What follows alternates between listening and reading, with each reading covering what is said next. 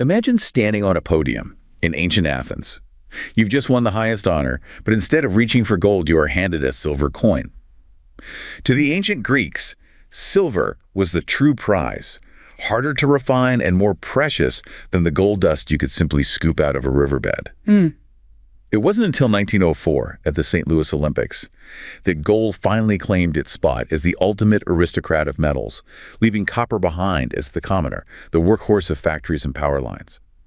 For decades, these metals have lived in a state of constant tension. Right, the seesaw. Exactly, the seesaw.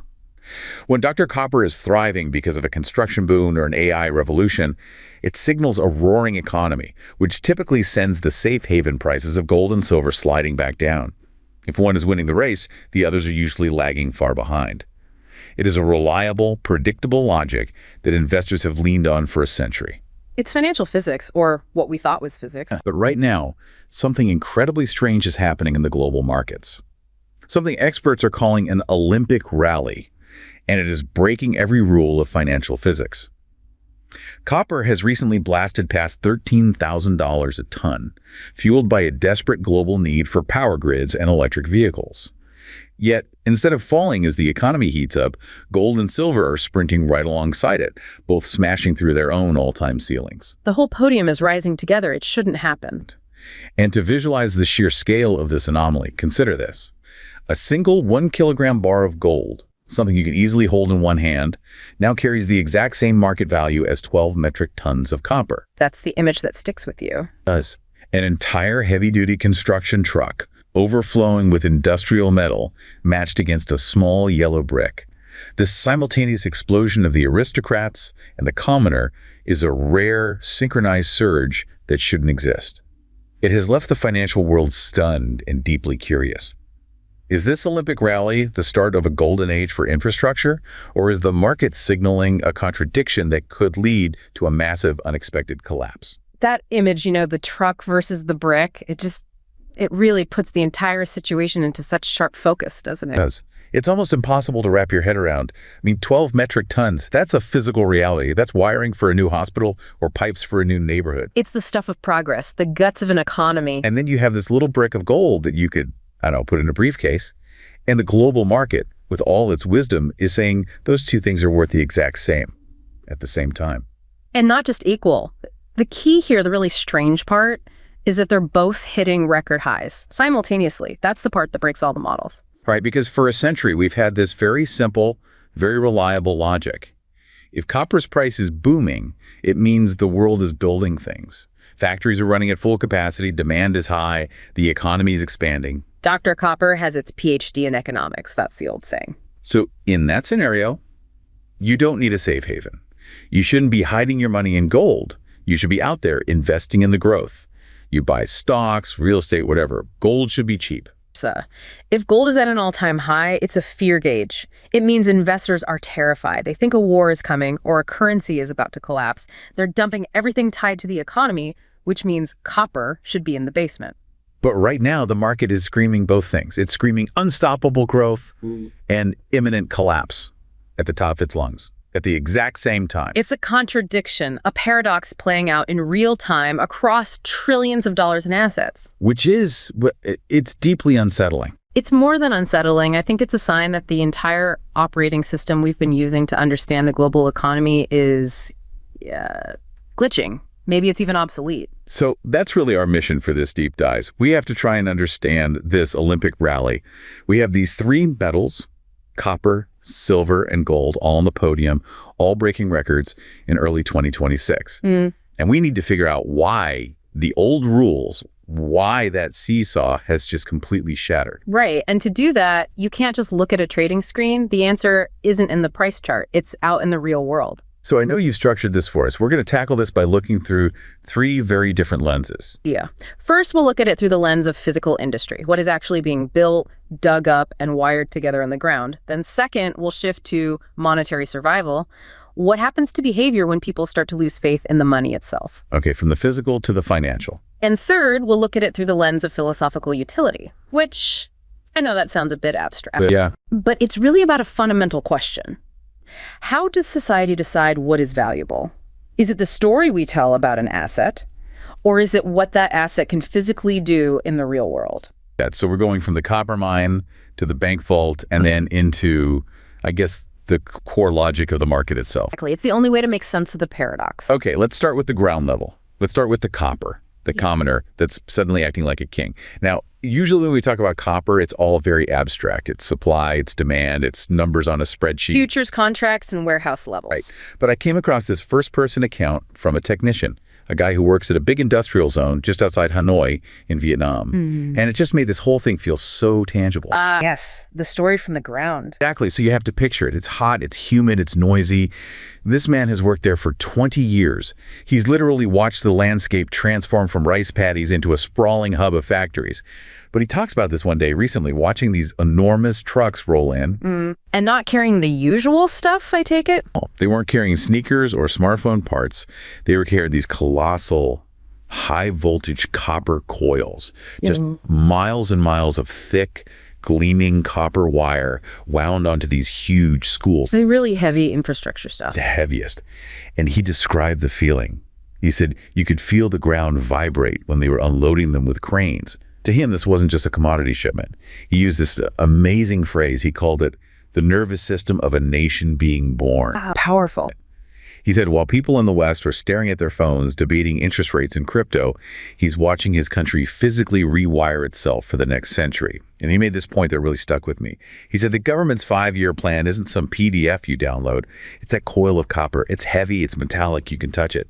And it's going to be there working 50 years from now. He's drawing a line between what he calls paper wealth and, I guess, physical wealth. He called it the cult of industry. He just had this profound belief that what matters is what you can build. And he said the high price of copper, this $13,000 a ton we're seeing, to him, it's not a bubble. It's not speculation. It's just the cost of entry. It's the price you have to pay if you want to build a modern industrial base. And you pay it without complaining because the alternative is to be left behind. You know, that technician, he's seeing the local effect of a much, much larger story. What he's witnessing in Vietnam is really just a ripple. The epicenter of this earthquake is next door in China. If you really want to understand why copper costs what it does, you have to look at one entity, the State Grid Corporation of China. I saw the figures you sent over for that, and I honestly did a double take. I thought there was an extra zero in there by mistake. No typo. It's real. We're talking 4 trillion RMB. That translates to, what, almost 600 billion US dollars? It's about $574 billion, to be more precise. And that's not for a decade. That's their budget just for the 5-year period from 2026 to 2030. Yeah. $574 billion. That is larger than the entire annual economic output of many developed countries. Yeah. And this is just one company's budget for power lines. It's just for the grid. And it's a 40% increase on what they spent in the last 5-year plan, which was already a world record. But the key isn't just the amount of money, it's what they are building with it. They aren't just putting up the kind of wooden poles you see in a suburb. They are building something called UHV, ultra high voltage transmission. I've heard the term UHV before, but I don't think I really grasped the scale. It's not just a bigger wire, is it? It's a completely different technology. Think of a normal power line like a garden hose. You can get water through it, sure. But if that hose is, say, 100 miles long, by the time the water gets to the end, it's just a trickle. You lose all the pressure to friction. Resistant. Now, China has a massive geography problem. All of their best energy sources, the giant hydro dams, the sprawling solar and wind farms, are in the sparsely populated west and north. But all the people and all the factories that need the power are thousands of kilometers away on the East Coast. So if they used a normal garden hose electrical wire, the electricity would basically just vanish into thin air. The resistance would turn most of it into waste heat long before it reached Shanghai. UHV is the solution. It's like ripping out the garden hose and installing a water main the size of a subway tunnel. A subway tunnel for electricity. It uses direct current, DC, at plus or minus 800,000 volts, sometimes even higher. It can push staggering amounts of power over vast distances with incredibly low losses. It's an engineering marvel. And I'm guessing a subway tunnel made of metal requires a lot of metal. That's where you get what the industry calls the tonnage level pull. It's an almost unimaginable amount of demand. A single one of these UHV lines, just one connection from, say, Sichuan to Jiangsu, consumes about 12,000 metric tons of copper. 12,000 tons for one single line. For one line. And their plan calls for a web of them. 30,000 kilometers of new lines in this 5-year plan alone. I'm trying to visualize 12,000 tons of copper.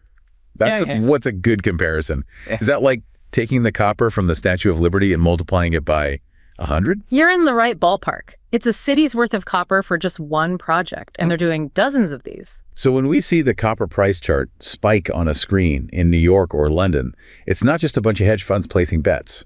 It's these massive physical projects in China vacuuming up the world supply. It's that technician in Vietnam seeing the coils arrive. It's real. It is the most real demand the market has ever seen. And we haven't even gotten to the cars yet. Right, the electric vehicles. This is what we call the EV multiplier. You know, when we talk about EVs, everyone's focus for the past decade has been on the battery, the lithium, the cobalt, the nickel. The battery metals. But people forget that an electric vehicle is basically a copper-intensive computer on wheels.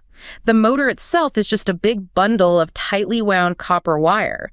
The high-voltage wiring harness is all thick copper. How much more are we talking compared to a regular gas car? Friends, your standard internal combustion engine car has maybe 20 kilograms, about 45 pounds of copper. A battery electric vehicle, it's closer to 80 kilograms. So you're talking 3 to 4 times as much per vehicle. Okay, so that's a big jump. The real copper monster isn't the car itself.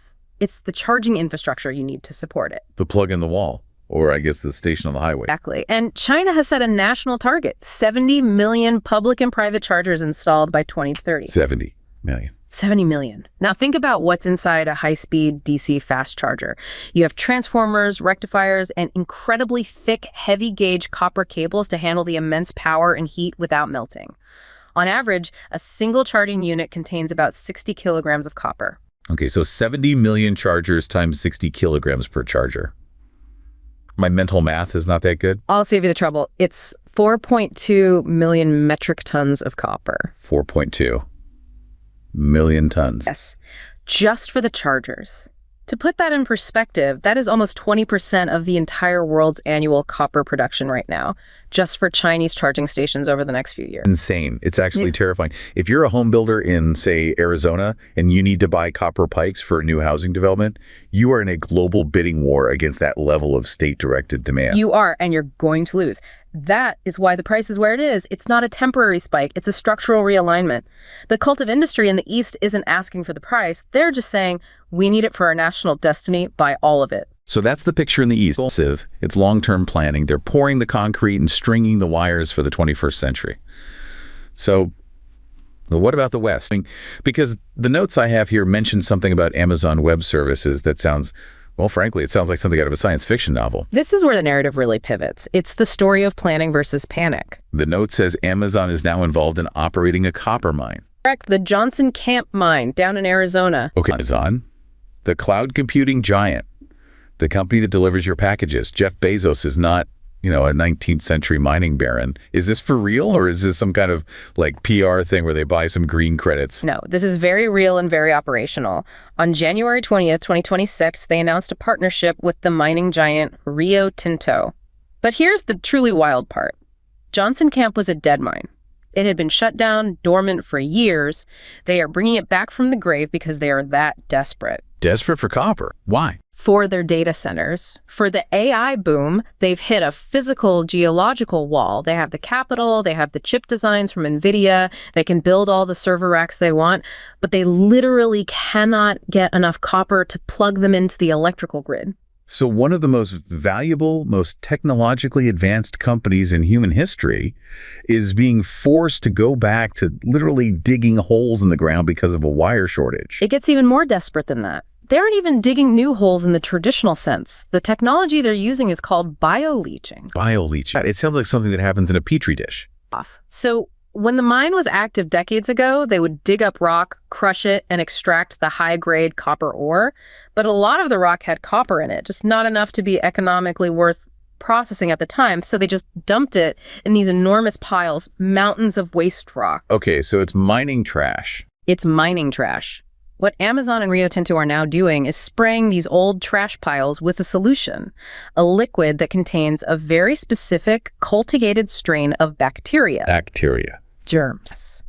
These microorganisms have an appetite for sulfur and iron. They literally eat the waste rock.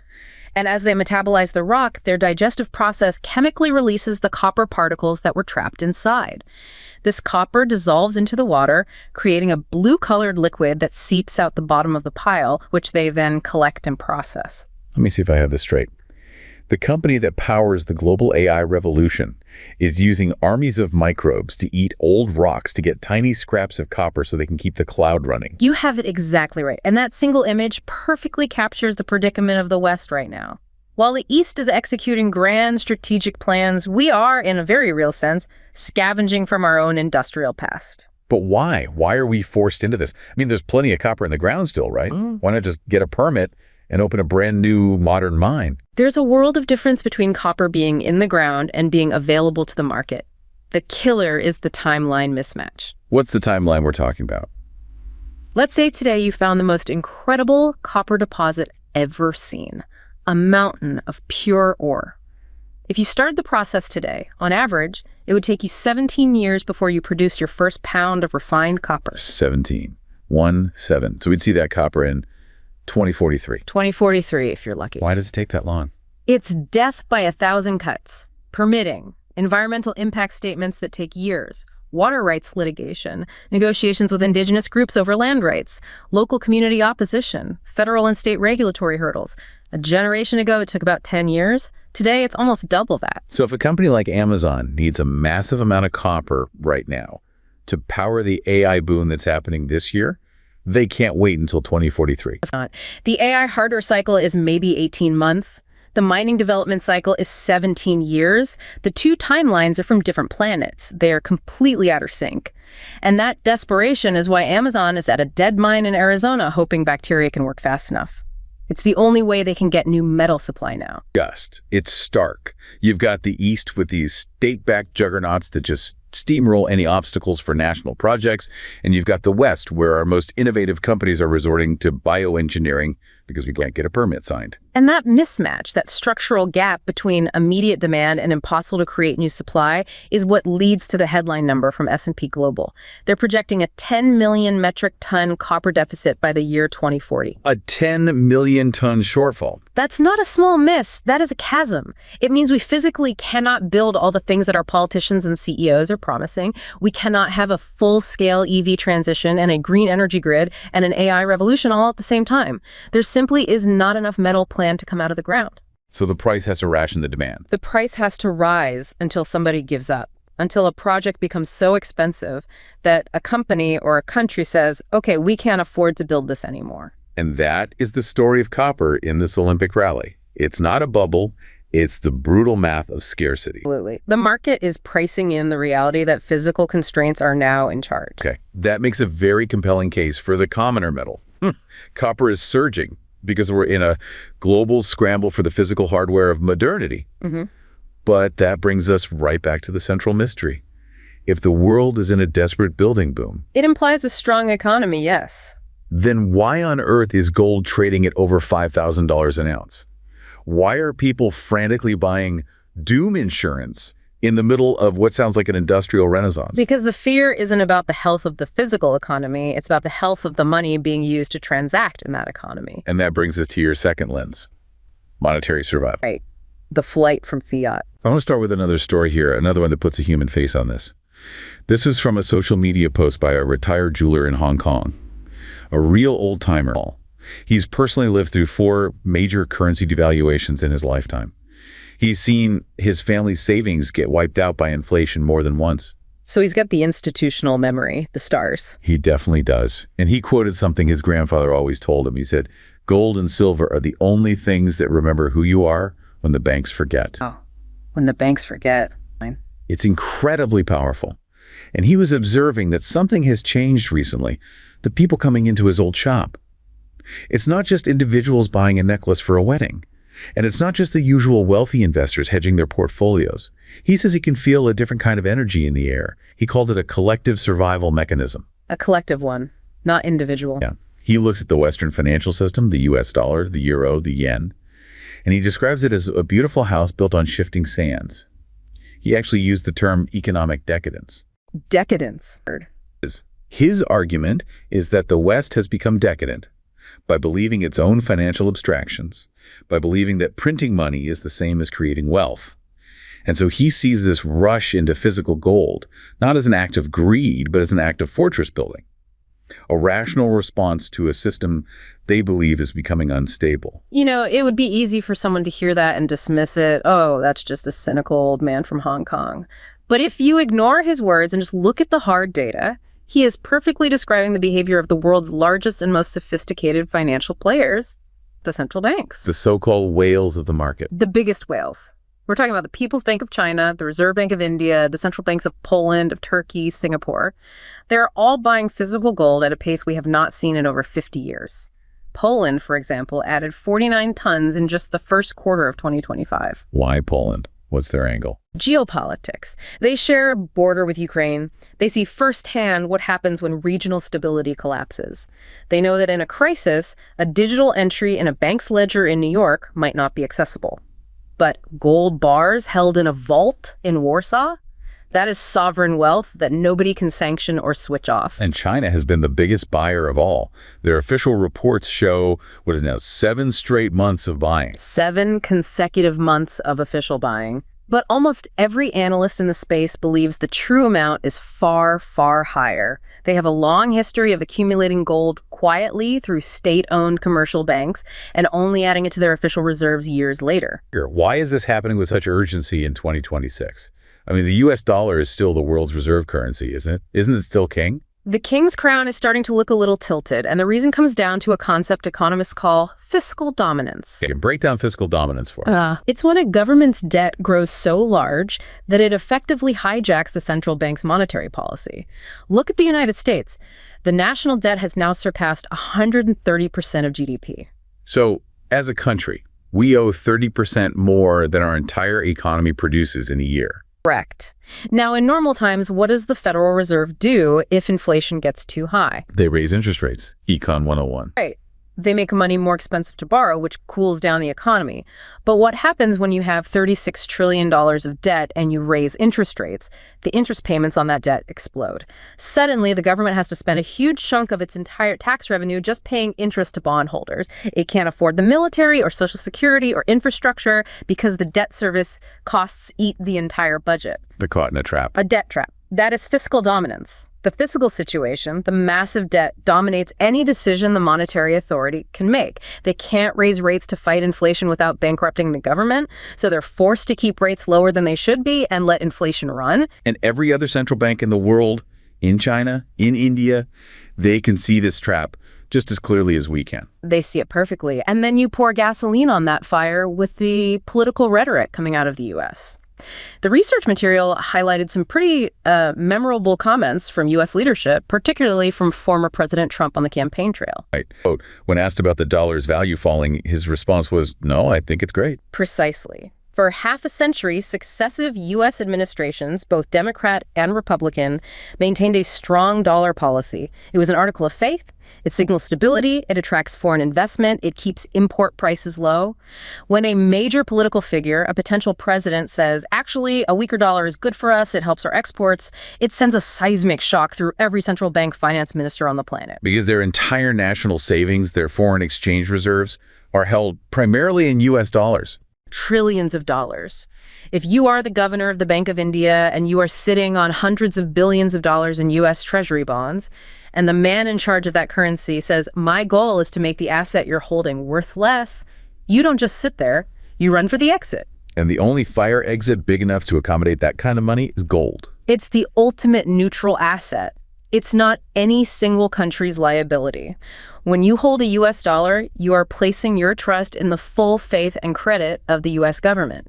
When you hold a bar of gold, you are placing your trust in the laws of physics. This all ties into the expansion of the BRICS alliance as well, doesn't it? It's a huge piece of the puzzle. The original BRICS bloc, Brazil, Russia, India, China, South Africa, has now expanded. They've brought in major energy producers like the UAE and Iran, and strategically important countries like Egypt. They're explicitly working on systems like BRICS Pay to conduct trade directly between themselves, bypassing the U.S. dollar entirely. They're trying to build a non-dollar financial system. a parallel set of plumbing for global finance. And in that new system, gold is positioned to be the ultimate neutral settlement asset, the collateral that backs the whole thing.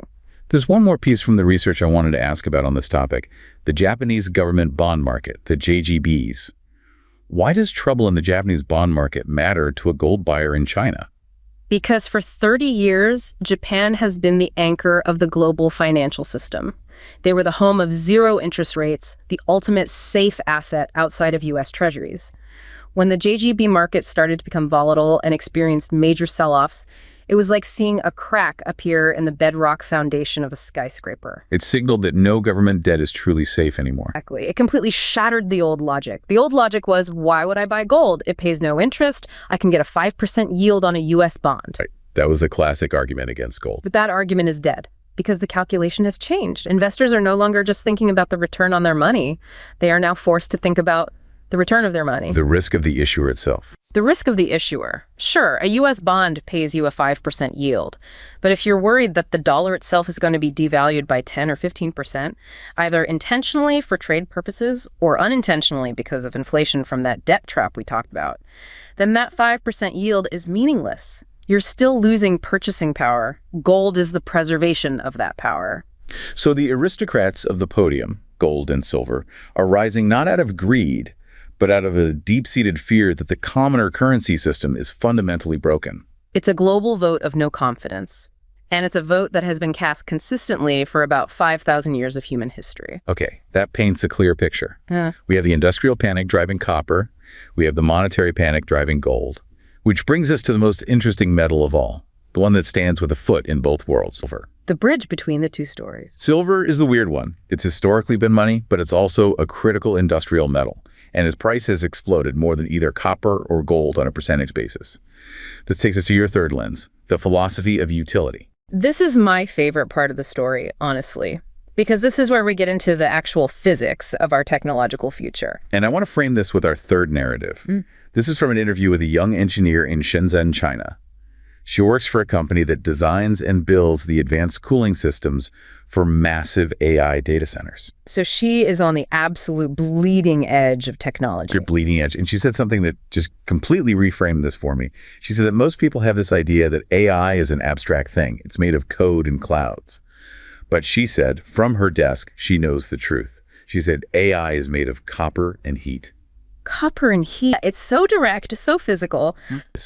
And she talked about this historical inversion of value. In ancient times, as we said at the start, silver was more precious than gold because smelting it was technologically difficult. Its value came from its utility in becoming money. But today, she argues, its value is flipping back to pure utility. What can it do? She has this philosophy she called tangible output over speculative fiction. Her point was, if you can't touch it, if it doesn't perform a physical function, it's not real. And she sees this whole Olympic rally as the world finally waking up and admitting that physics is more important than finance. She is 100% correct. And in her specific world, the world of cutting-edge semiconductors and AI hardware, silver isn't just useful. It is indispensable. It is the king. Why? We use copper for almost all of our wiring. It's a fantastic conductor. It's relatively cheap. Why is silver suddenly so critical for AI? It all comes down to the scale we're operating at. Chip manufacturers like TSMC are now producing chips with transistors that are on a 2-nanometer process. 2 nanometers. Help me understand how small that is. It's almost incomprehensibly small. A single strand of human DNA has a diameter of about 2.5 nanometers. So we are manufacturing electronic circuits that are narrower than a strand of our own genetic code. And when you get that small, the normal laws of electrical engineering start to get very strange and very difficult. When you try to push electrons through a copper wire that is only a few atoms wide, the electrons start to bump into the walls of the wire more often. It's a quantum effect related to the mean free path of an electron. So they hit the sides and slow down. They slow down, and every time they collide, they generate friction, which means heat and resistance. If you build a 2-nanometer chip using copper interconnects, it would generate so much heat it would instantly melt itself, and the signal would be too degraded to be useful. Silver is the most electrically conductive element in the universe. It has the lowest possible resistance. The electrons flow through it like water through a perfectly smooth pipe. If you want a 2-nanometer chip to function, you must use silver for certain critical pathways. It is an engineering necessity. So every time Jensen Huang at NVIDIA gets on stage and announces a new, faster, more powerful AI chip, he is implicitly creating a massive new source of demand for physical silver. Inelastic demand. The chip might cost $10,000, but the silver inside it might only be a few dollars. The manufacturer will pay any price for that silver because without it, their $10,000 product is a worthless piece of silicon. But the engineer in Shenzhen also mentioned heat. This leads to another problem, something called galvanic corrosion.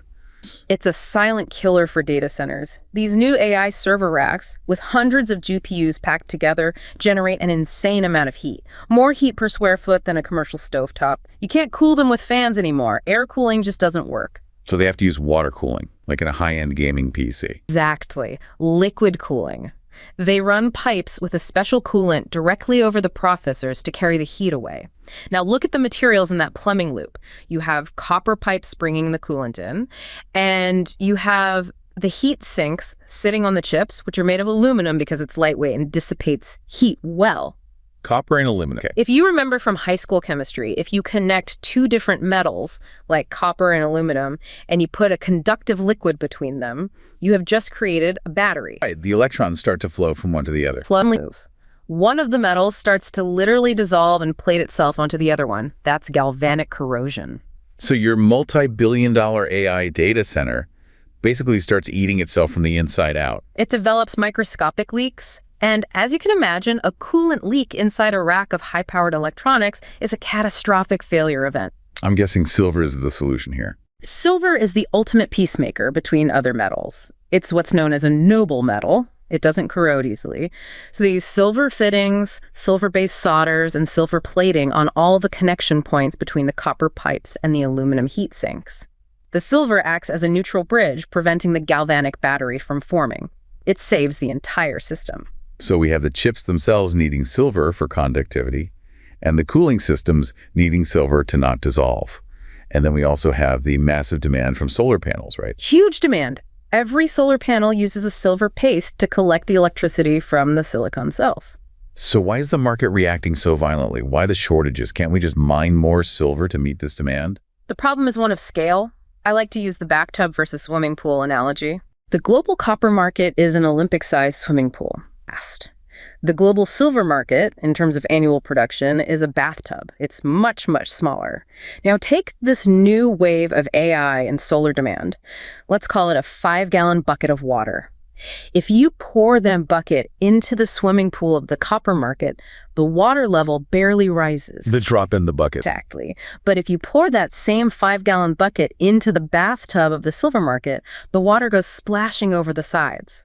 The market is simply too small in physical terms to absorb such a massive, sudden new source of industrial demand. And that's what leads to these weird market signals we're seeing, like backwardation.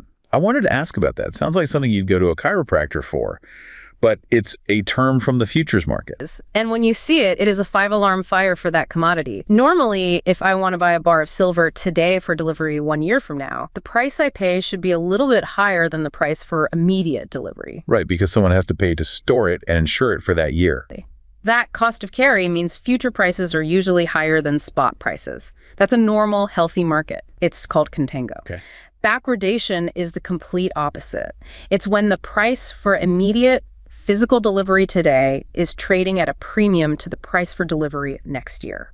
Why would that ever happen? Why would I pay more to have it now if I know it'll be cheaper in the future? Because you're desperate. Because your factory production line in Shenzhen is stopped.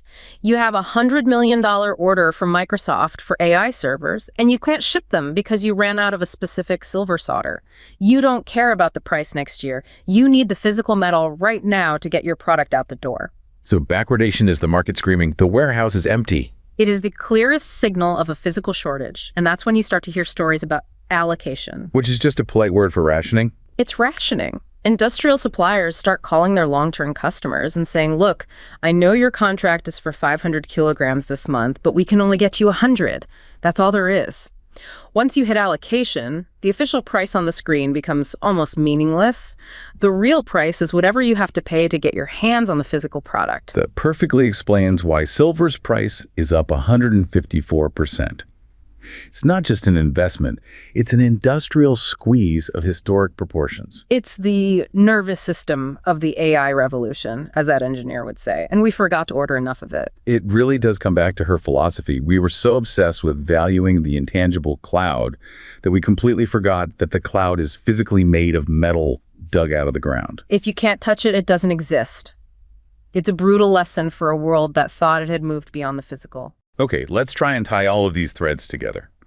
We've gone from a technician in Vietnam to a dead mine in Arizona to a jeweler in Hong Kong to an engineer in Shenzhen. We've talked about 12,000-ton power lines and 2-nanometer circuits. How do these three distinct narratives, the industrial, the monetary, and the utilitarian, merge to create this one unified Olympic rally? I found it helpful to think of it as the process of constructing a modern, resilient skyscraper. Copper represents the structure. It's the steel I-beams, it's the rebar in the concrete, it's the electrical grid and the plumbing. It is the raw physical body of the building. Without a strong copper structure, you don't have a modern economy, you have a hut. Right. The basic framework. Then silver represents the connection. It's the fiber optic cables, the server racks, the sensors, the 5G antennas. It is the nervous system that runs through the structure and makes the building smart. It's the high-tech intelligence. And that leaves gold. Gold is the foundation. It's the solid bedrock that the entire skyscraper is built upon. It's the trust, the monetary stability. It doesn't do anything in the building itself, but it ensures that when the financial earthquakes come, and they always come, when currencies falter and governments break their promises, the entire structure doesn't collapse into a pile of rubble. And this Olympic rally is the moment the world collectively realized that we desperately need to upgrade all three parts at the exact same time, and we're critically short of the materials for all of them. That is it, perfectly stated. We neglected investment in new mines, so we're short on the copper structure. We underestimated the physical needs of our technology, so we're short on the silver connection. And we abused our currency systems through debt and printing, so we've created a crisis of confidence that has sent everyone scrambling for the gold foundation. The bill for a generation of complacency has just arrived, and it's for all three at once. It's such a powerful synthesis. The breakdown of what we call financial physics isn't a random market event. It's a great correction. It's a violent return to physical reality. It's a return to valuing things that are difficult, things that are real. It completely challenges the prevailing narrative of the last 20 years. We were all told the future was going to be weightless, virtual, digital. This rally is screaming that the future is actually very, very heavy. And it has to be dug out of the ground with immense effort. The digital world doesn't float in the ether. It lives inside a physical shell. We are just being forced to remember that fact. You know, as we've gone through this, the contrast that keeps sticking in my mind is between the scramble in the West Amazon using bacteria to clean up old mining waste and the long-term strategic planning in the East China methodically building out a continental UHV grid. That contrast, I believe, is going to be the single most important economic story of the coming decade. It's a competition of systems, of philosophies. As we wrap up this deep dive into the Olympic rally, it strikes me that we've talked a lot about prices and tons and deficits, but maybe the real lesson here isn't about the price of the metal, but about the weight of the reality it represents. We are witnessing a transfer of value from those who print paper to those who refine the earth, signaling that the next era of global economics will be defined not by the promise to pay, but by the ability to build. If you can't build it, you don't really own the future. Thank you for taking us through this journey. Pleasure. A lot to think about.